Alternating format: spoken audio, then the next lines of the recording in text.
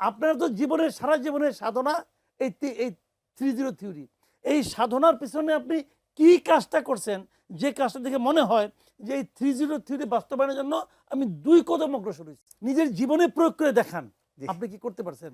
যে লোক রাজনৈতিকভাবে কথা বলে, রাজনৈতিক থিওরি দেয়, কিন্তু নিজের জীবন তার অন্যরকম, সেটা আপনি বিশ্বাসই করবেন না। মৎস্য প্রাণী সম্পদ উপদেষ্টা ফরিদ আক্তার তিনি মন্তব্য করেছেন যে সরকারের ভেতরে থেকেও যুক্তরাষ্ট্রের সঙ্গে চুক্তি ঠেকাতে পারেনি।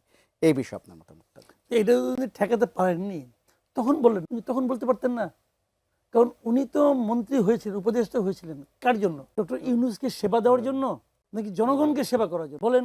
এই ভদ্রমহিলার কথাবার্তা না মানে আমার কাছে এত হাস্যকর লাগে যে উনি তো বিশাল একসময় তো বিশাল বামপন্থী আছিলেন আর কি। এখন যে উনি যে সুযোগ পেয়ে লাভ যে মন্ত্রী হয়ে গেছেন, তো উনি তখন বলতেন যে আমরা এটা বিরোধিতা করি। উনি তো ওই দলের প্রতি উনি তো ওনার অনুগত কেউ না, অনুগত ভৃত্য তো না, আচরণ তো করছেন ভৃত্যের মতো। এখন উনি থেকে সরে এসে বিপ্লবী হয়ে গেছেন। এই সমস্ত বিপ্লবীদের আমি মনে করি কি জানেন, এই সমস্ত বিপ্লবীদের উপরে একটা আইন জারি করা উচিত যে তোমরা কোনো কথা বলতে পারবে না, তোমাদের মুখ খোলাই নিষেধ। বহুত ক্ষতি করছো মানুষকে বহুত হতাশ করছো, মানুষকে বহুত ক্ষতি করছো তোমরা। আর না, এনাফ ইজ এনাফ। মানে এক একজন এসে যে এত মানে নীতি কথা ঝাড়ে, দুদিন পরে দেখবেন এরা সুর করে বিভিন্ন পত্রপত্রিকায় কলাম লেখা শুরু করছে যে দেশ কত ভালো হইতে পারতো, দেশ যে তোমার হাতে নিয়ে কি করছো এটা তো দেখে বলেছি।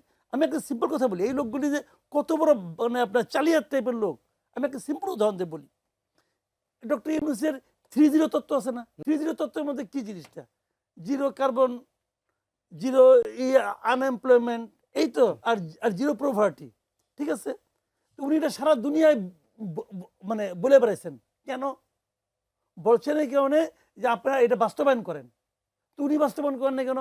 আমার তো কোনো ক্ষমতা ছিল না, আমি তো একজন ব্যাংকার, পারি না। যখন আপনি 1.5 বছরের জন্য ক্ষমতায় গেলেন, আপনি এই 3টা জিনিস বাস্তবায়নের জন্য কি করছেন বলেন? আপনার তো জীবনের সারা জীবনের সাধনা এই 3-0 থিওরি। এই সাধনার পিছনে আপনি কি কাজটা করছেন, যে কাজটা দেখে মনে হয় যে এই 3-0 থিওরি বাস্তবায়নের জন্য আমি 2 কদম অগ্রসর হয়েছি। সচিব বলে সব প্লাস্টিকের বোতল বাদ দিয়ে কাঁচের বোতল আনা হয়েছিল পানির। কি অগ্রসর হয়েছে বলেন? প্লাস্টিক বোতল থেকে কি কার্বন হয়? ওটা পুড়লে পরে হয়। এগুলি বলে তো লাভ নেই রে ভাই। তো এখন আপনি কি করছেন বলেন না? কিচ্ছু করেন নাই। তো এগুলো হলো কি বলার জন্য বলে, এরা হলো গিয়ে জানেন কথার ফেরিওয়ালা। কথার ফেরিওয়ালা বুঝেন? কথার ফেরিওয়ালা। ওই যে আগে দেখতাম গুলিস্তানে যে ডুগডুগি বাজিয়ে ওষুধ বেচত, তো এরা ওই ডুগডুগি বাজায় বড় বড়। এই ফরিদ আক্তার আগে ওনার ওই যে উবিনিক, তারপরে কি কি দিয়ে ওনার একটা ম্যাগাজিন ছিল দেখলাম চিন্তা, মাঝে মাঝে কিনা টাকা দিয়ে কিনা পড়তাম। এখন আমার মায়া লাগে টাকা করে আমার অপচয় হয়েছে। তো এই এরা এগুলি করতো বসে বসে, নয়া কৃষি আন্দোলন, সব ওই ডুগডুগি। নিজের জীবনে প্রয়োগ করে দেখান আপনি কি করতে পারছেন। যে লোক রাজনৈতিক ভাবে কথা বলে, রাজনৈতিক থিওরি দেয়, কিন্তু নিজের জীবন তার অন্যরকম, সেটা আপনি বিশ্বাসই